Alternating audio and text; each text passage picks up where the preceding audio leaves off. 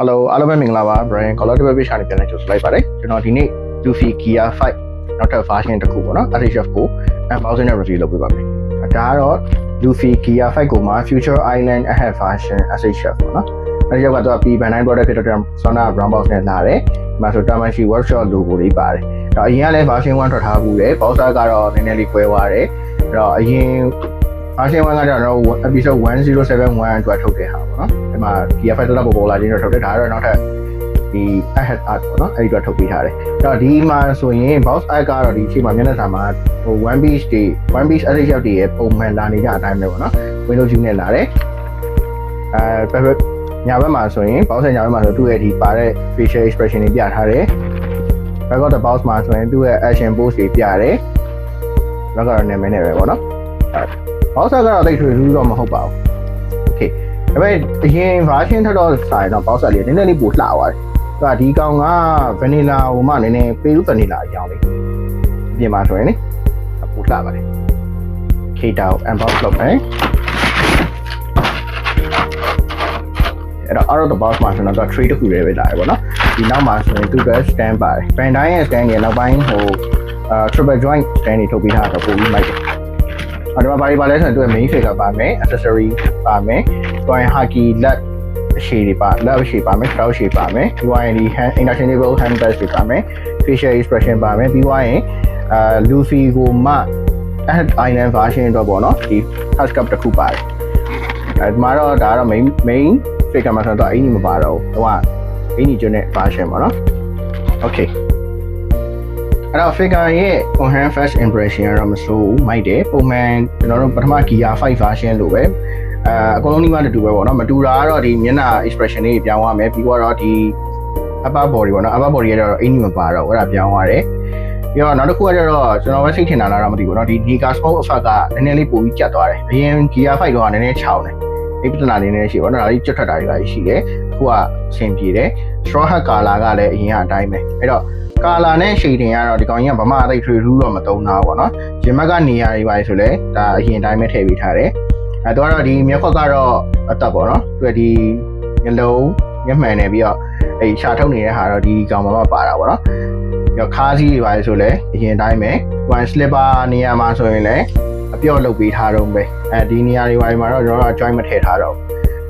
ပြီးတော့ wire မြုပ်တာလည်းအရင်တိုင်းပဲအဲ့တော့ဒါကတော့ impression ကတော့အဆင်ပြေတယ်ဒီ day ပေါ့နော်ဒီ day ကတော့ဘာမှသိထွေဘူးတော့မရှိဘူးအဲ့တော့ articulation ဆိုရင်ခေါင်းကအရင် Gear 5လိုပဲခေါင်းနေပါတွေကလှုပ်လို့ရတယ်ပေါ့နော်ပုံမှန်တိုင်းပဲလှုပ်လို့ရတယ်ဒါပေမဲ့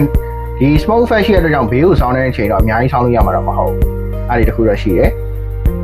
ပြီးသွားရင် diaphragm joint ပေါ့နော် diaphragm joint က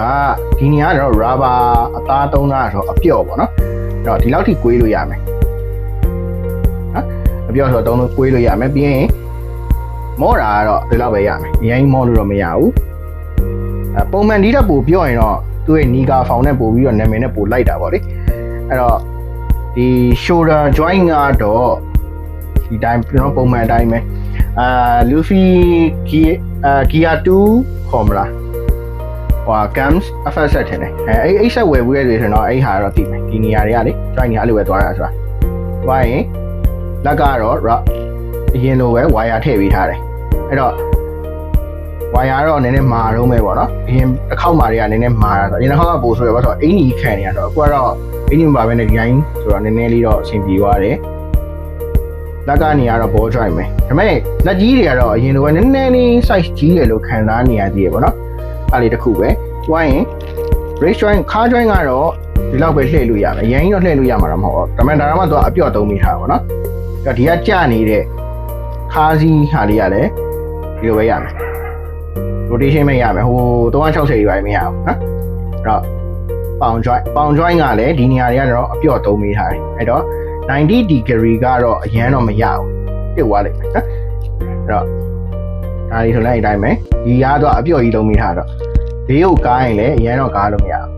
ပုံမှန်ဒီ Gear 5ရဲ့ SHF ကပေါ့နော်ပိုလိုချင်တာကပိုပြီးပြော့ရင်ပိုကောင်းတယ်ဒါတွေပါတွေကလေ6လောက်ဆိုရင် angle တွေပါတွေကတော့ဒီ wire ထည့်ထားတဲ့တော့ wire သုံးလို့ရမယ်ဒါတော့နည်းနည်းပိုပြီးတော့မိုက်တယ်ပြီးသွားရင် sorry angle မဟုတ် knee joint ပေါ့နော်ဆောင်းနာပြောဒါကတော့ ankle joint ကတော့ပုံမှန်တိုင်းပဲပြီးသွားရင် toe joint မပါတော့ဘူးကဲတော့ပြောင်းလဲမှုကတော့သိစရာဘာမှတော့မရှိဘူးဒီရင် gear 5 SHF လို့ပဲပေါ့နော်အဲ့တော့ interchangeable head pads ပေါ့နော်အဲ့တော့ဆောင်းနာကမျက်မှန်ကကြတော့ဒီစပင်မှာတွဲထားတယ်တော့စပင်ဒီတန်းတစ်ခုထည့်ပေးထားတယ်ရည်နေတဲ့မျက်နှာတစ်ခုပါမယ်ဒါတော့ gear 5အတွက်လုံးဝအသက်ပေါ့နော်ရည်နေတာမှဒီမှာနည်းနည်းပြုံးနေတဲ့ face ပေါ့နော် man တော့နည်းနည်းလေးပါတယ်အဲ့ဒီ face ပါမယ်ဒီ face ကအရင် gear 5မှာပါတယ်တဲ့ပြီးတော့ဒီမှာဆို action pose အတွက်ရက်ခွက်ပါမယ်ဒါကတော့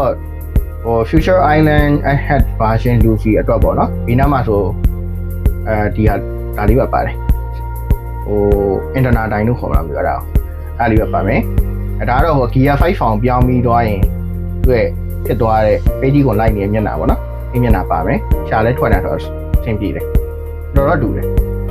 ဒါကြီးကတော့မမောစရာပါဟာကီလက်ပေါ့နော်အမမဟာကီအုပ်ထားတဲ့လက်ပါမယ်တော့ဟိုအမမဟာကီကိုမှနည်းနည်းကြီးတဲ့ဟာ elephant gang design ဟောမျိုး facet ကြီးပါလာနေချင်တာအဲ့တော့တော်တော်ကြီးမှန်မယ်တော့ဒီထဲမှာဆိုရင်တော့ wire မြုပ်ထားတယ်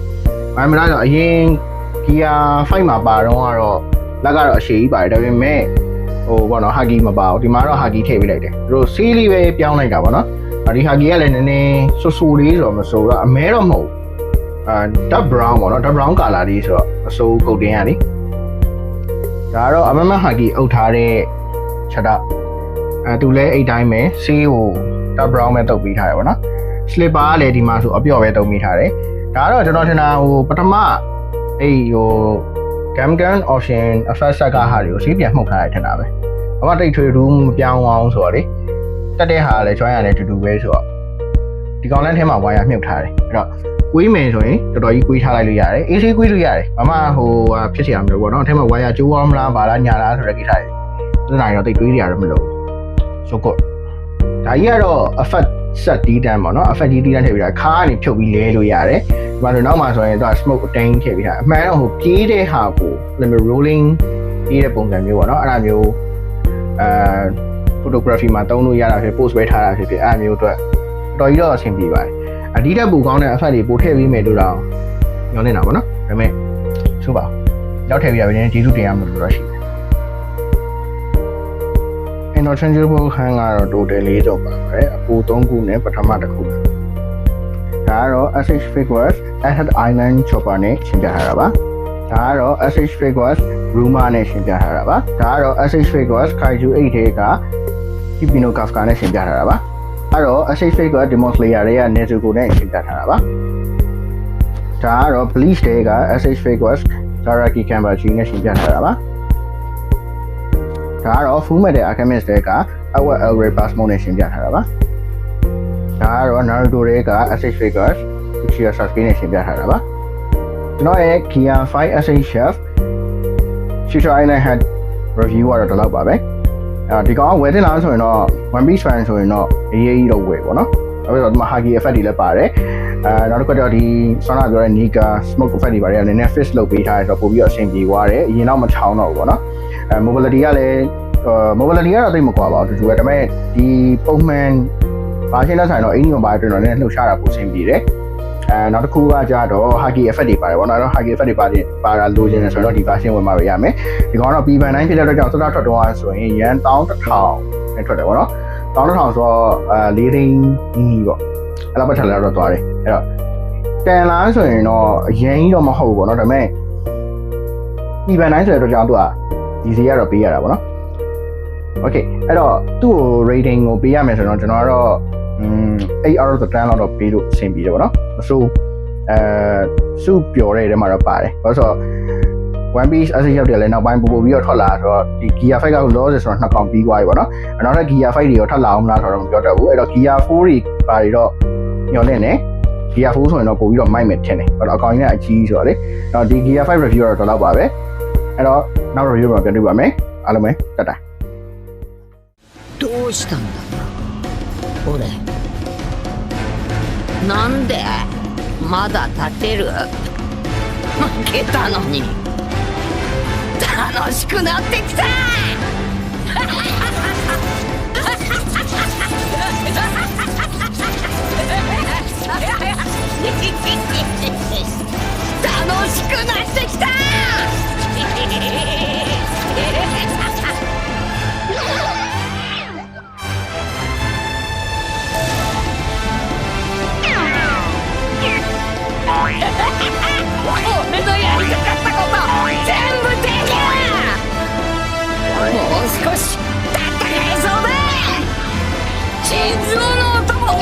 しれん